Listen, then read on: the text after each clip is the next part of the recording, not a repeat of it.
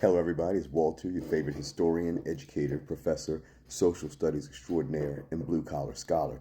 Today's date is October 11th, 2025. This video is entitled The Ratification of the United States Constitution. The Constitution of the United States, the one we have today, was born out of the need for a stronger national government, something that our existing government, the Articles of Confederation, did not in any way, shape, or form provide. So, in the summer of 1787, men from 12 of the 13 states, Rhode Island refused to send delegates, gathered in Philadelphia to propose and adopt modifications to the Articles of Confederation. That was their mission. Modify the Articles, not create a whole new constitution. But very quickly, it ended up being the latter, all right? Largely spearheaded by Delegate James Madison of Virginia, the Virginia Plan was presented, and the convention got to work modifying the Virginia Plan and essentially creating a whole new structure of government for the United States of America. Madison's ideas were modified through the influences of such figures as Alexander Hamilton, Robert Livingston, James Wilson, Benjamin Franklin, and many more, all right? And they created the Constitution that continues to endure to this very day, with amendment, of course. So, that being said, as the convention concluded, 39 of the 55 men who ultimately attended the convention at any point throughout the summer of 1787, from May to September of that year, signed the proposed Constitution. 39 men signed the proposed United States Constitution on September the 17th, 1787. That is why in the United States, September 17th is known as Constitution Day, okay, because that is the day our national constitution was signed by those who drafted the document. Afterwards, the proposed constitution was submitted to the Congress of the Confederation, which was our national government, essentially, because that's the only federal government branch that existed under the Articles of Confederation. And they, in turn, submitted it to the states for ratification.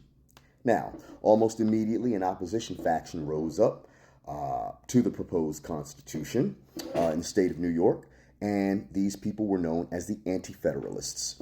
They opposed the Constitution as it was written because they said it concentrated far too much power in the hands of the federal government. Plus, moreover, it lacked a Bill of Rights.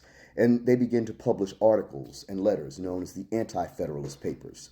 In quick response, Alexander Hamilton launched a literary defense of the proposed Constitution to the people of New York, and that would become known as the Federalist Papers, all right?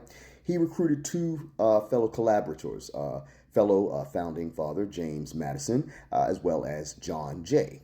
Together, these men collectively authored 85 essays, the Federalist Papers, explaining various aspects of the proposed Constitution, as well as political theory, foreign relations, and other matters to gain support for the document. Okay, the Federalist Papers were first published in October of 1787 and continued into August of 1788. And as such, the Constitution, through heavy debate and discussion in the states, was ratified by eventually all of the then 13 American states in this order as follows.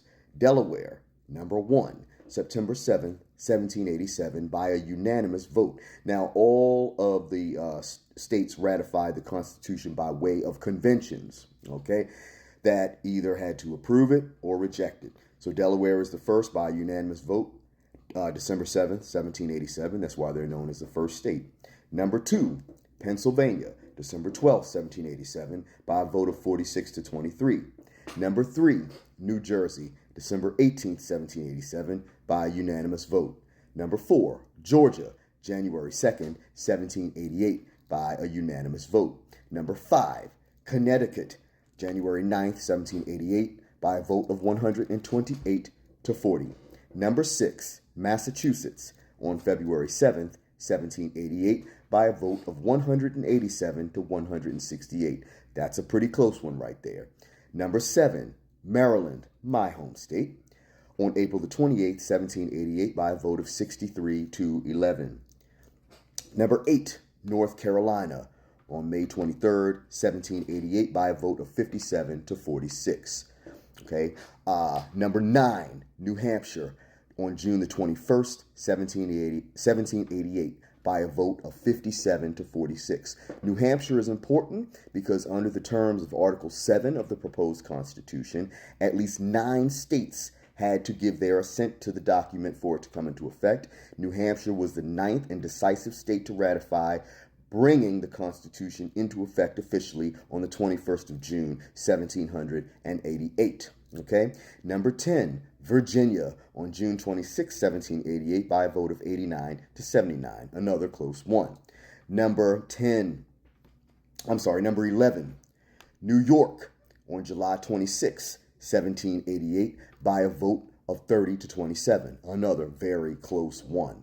Number 12, North Carolina, on November 21st, 1789, by a vote of 195 to 77. North Carolina refused to approve the proposed Constitution until a Bill of Rights was passed, okay, which Congress did in late 1789, which in turn facilitated North Carolina's ratification that year. And last but not least, Rhode Island, on May 29th, 1789, by a vote of 34 to 32. Super close.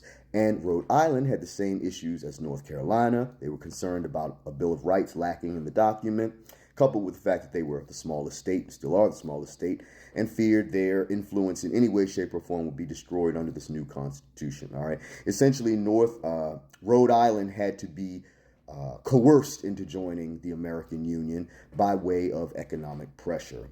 Okay. And it was under President Washington. The United States government was fully functioning and existing when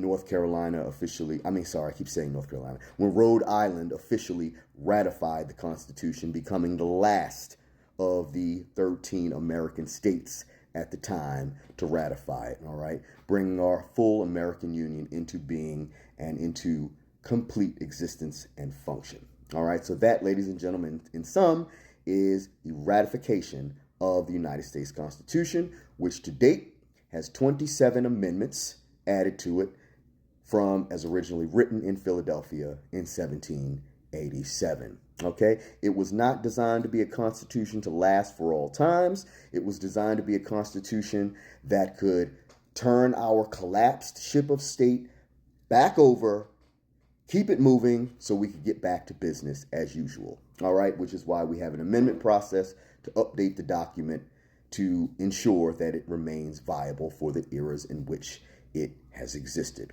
Okay, so I'd love to hear your thoughts on the matter. Leave them in the comments down below, and we'll have civil, peaceful, and productive discussion. Take care of yourselves, stay safe out there, and I'll talk to you at the next video. Professor Shelton, the Blue Collar Scholar, out.